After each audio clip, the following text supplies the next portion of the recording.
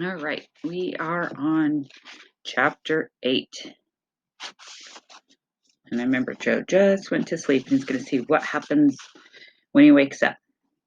By the time Joe woke up, the food was gone, and Dumpling was asleep in the sock drawer, his nose stained pink from the jam.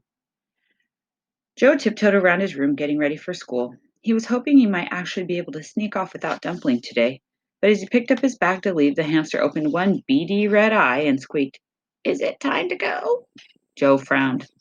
"I'm only taking you if you promise to be good." Dumpling nodded.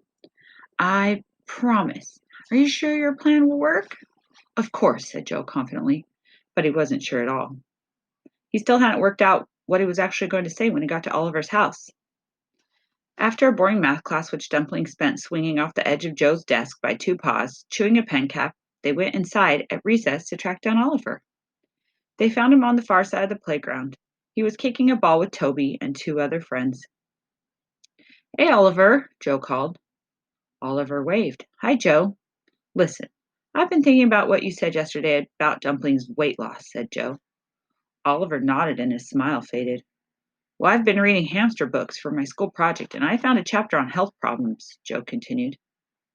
"What do you think is wrong with him?" asked Oliver. "I'm not sure. It could be a toothache. If you give your hamster too many treats, their teeth rot and they can't eat." Oliver gasped.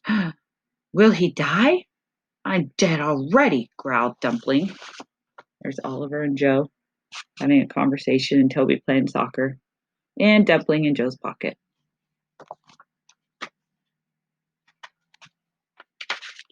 Joe ignored Dumpling. "It might not be a toothache," he said, seeing how worried Oliver looked.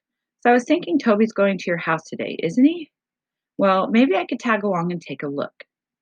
"That would be great. I'll ask my mom after school," Oliver grinned. Dumpling's face lit up with excitement. "I'm going home! I'm going home!" he squealed with delight. Joe didn't dare remind him that it wasn't his home anymore and that it belonged to another hamster now. At the end of school, Joe spotted Toby and Oliver at the gates. Oliver was talking to his mom. She looked concerned. "Hey, Joe," Oliver waved him over. "I was just telling Mom that you know loads about hamsters and that you've offered to look at Dumpling's teeth. Mom, would it be okay if Joe came home with us too?" "Please, please," Dumpling squeaked from inside Joe's book bag. "I'm not really sure," Oliver's mom said. It looked like a visit from a hamster expert was the last thing she wanted. "Please," Oliver begged. "You know how worried I've been about Dumpling lately." Mom doesn't want the truth out, huh? She sighed. "Oh, all right. But Joe will have to go to give his mom a call and check if it's okay." She handed him her cell phone. Yes, thought Joe. He'd done it. He'd gotten an invite to Oliver's house. All he needed to do now was work out how to prove Oliver's hamster was a replacement. That was going to be a bit trickier. That was it. Chapter 8 was short. Till chapter 9.